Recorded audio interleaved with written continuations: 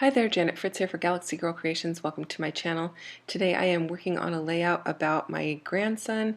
He's with his grandpa on his dad's side in their backyard with the chickens.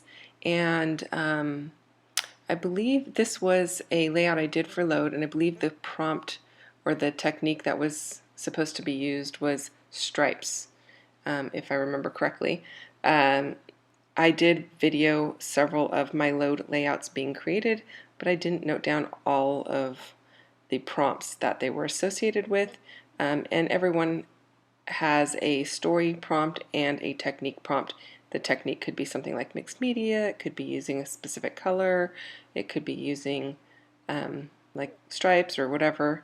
So in this particular case, I believe it was using stripes, and I kind of think I was using a sketch too, but I'm not 100% sure on that. Maybe not. But what I started with was a plate out of my kitchen, and then I just drew 3 circles around the plate with my pencil. And I took it over to my sewing machine and I stitched along, or somewhat along the lines of those circles in blue, green, and red.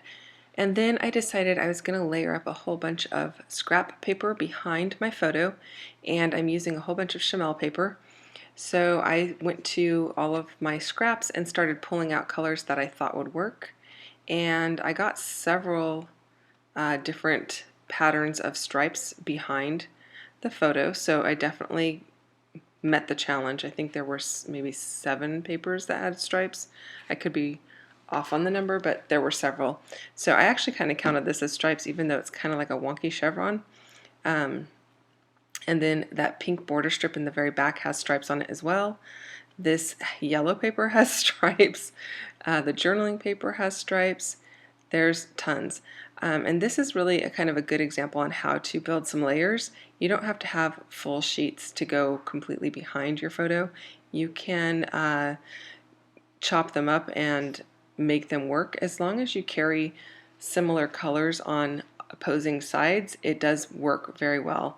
And by carrying those similar colors on opposing sides, it keeps the balance of the color. It keeps everything in balance, basically.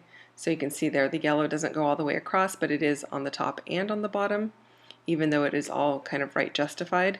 There's another paper with stripes, and that one is going to be opposite of the yellow, so it's not going to be on the right hand side, it's going to be the left hand side. And then this bird paper, I'm going to cut that in half, and there's going to be a piece at the top and a piece at the bottom, so keeping again the balance of the top and the bottom. It doesn't have to be on the left and right, it could be bottom and top, wherever you're going to keep your balance, or wherever you put it on one side, you should put it on the other side. It could even be diagonal. It would work. And you can see there my layers are going to be more vertical than horizontal, so I'll have more layers extending vertically, basically creating a larger photo mat vertically than horizontally. And the reason I did that is because I want to make sure I have room for my title, which is hopefully going to be on the left hand side of the photo, and I didn't want to cover up all of that stitching. So I knew I was covering up the bottom part of the stitching. That was kind of a given when I did the stitching, so that wasn't a big deal, but I didn't want to cover up all of the top. So I've got those pieces glued down or adhered down using my tape runner, and then I'm looking for something to put some journaling on because I know I want to leave a journaling spot. My daughter will go in and journal in his album. I do tend to journal in it sometimes when I am either at the event or it's from my perspective or whatever, but this was taken in their backyard. I wasn't there, and so I want to make sure I just leave a little spot for journaling. And you can see I swapped out the journaling card. I wanted to bring in this teal color. There is some teal around the photograph, and I liked the scale of it a little bit better, so that's why I decided to go with that. I really like how the leaves up in the top right hand side kind of follow the path of the circles, and then I've added that dragonfly and a butterfly, and I'm just looking for some ephemera that I think is going to work well. I do end up using that camera up at the top in the red. It's kind of a red and a pink. And I do end up finding another one of those cameras to bring over to the journaling area. And I know I'm going to want to mimic some of the colors that are in the at the top of the photo over in the journaling area. So I'm keeping my eye out for that while I look at different embellishments. I don't end up keeping that little green piece underneath the journaling area, but there is one that is at the top of the photo. I felt like I didn't really need the one down below because I'm going to add these feathers that I'm pulling out right now. And those are going to really mimic the colors that are in the leaves that are in the upper right hand side. And so when you are looking to mimic colors, they don't have to be the exact same item. They can be like items, they can be totally different, but you want to look for things that are in the same color tone and bring them down into the other areas of your embellishment clusters, and that will just make it really pleasing to the eye and keep continuity across your layout.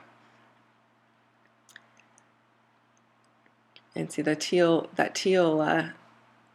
journaling spot looked a little bit out of place at first, but now that I've added all of these embellishments, it doesn't look out of place anymore because there, like I said, there's teal in the matting of the photos. So it really does look fine to have it there. And I actually like the addition of the black and white, since this is, the background is white, it's got a black mat around it. It kind of mimics that, or frame where it frames the journaling spot. Now I'm adding some little butterflies up there. I am popping their wings up onto pop dots to give just a little bit of dimension. The center spot, center of them, I'm making sure that is down on flush to the actual background paper, so that it looks like their wings are definitely moving or have lift. And then because I have so many photo mats and I'm tucking in this wild child and this camera, I want to put some foam adhesive behind them so that they don't like pop off of the page when they get into my album. That camera is chipboard, and if you press on the top of it with nothing to support it behind, it might pop off just because there's so many layers there. And I've pulled things from all different collections. I mean, I've got some Never Grow Up, I've got some Field Trip, Head in the Clouds, there's some Glitter Girl in there. Yeah, just there's a whole bunch of stuff. And I really do enjoy mixing all of these collections together. I think they work well. The colors carry across.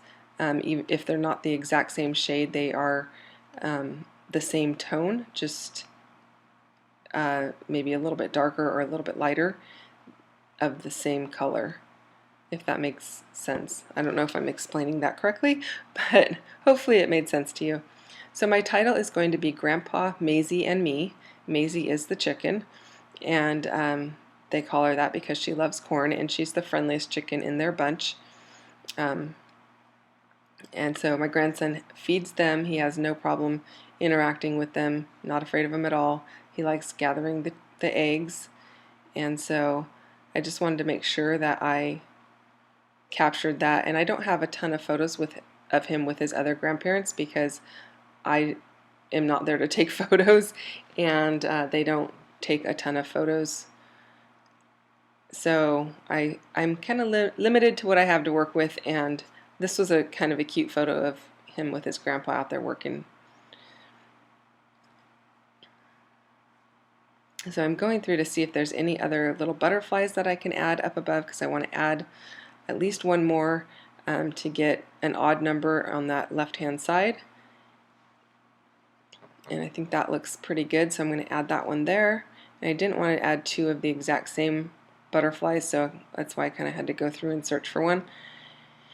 And then I thought about adding one of these foam or puffy stickers, and I didn't end up using one. I don't believe I ended up using one anyway. Let's see here, what else am I going to add? I did this a while ago, and after doing a layout every day for the month of October, and sometimes two in a day, it kind of gets lost in my mind as to what I did on which layout.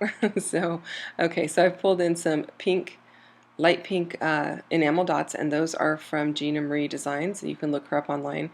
She has great enamel dots, and they're very inexpensive, half the price probably of what you would normally pay for a scrapbooking enamel dot.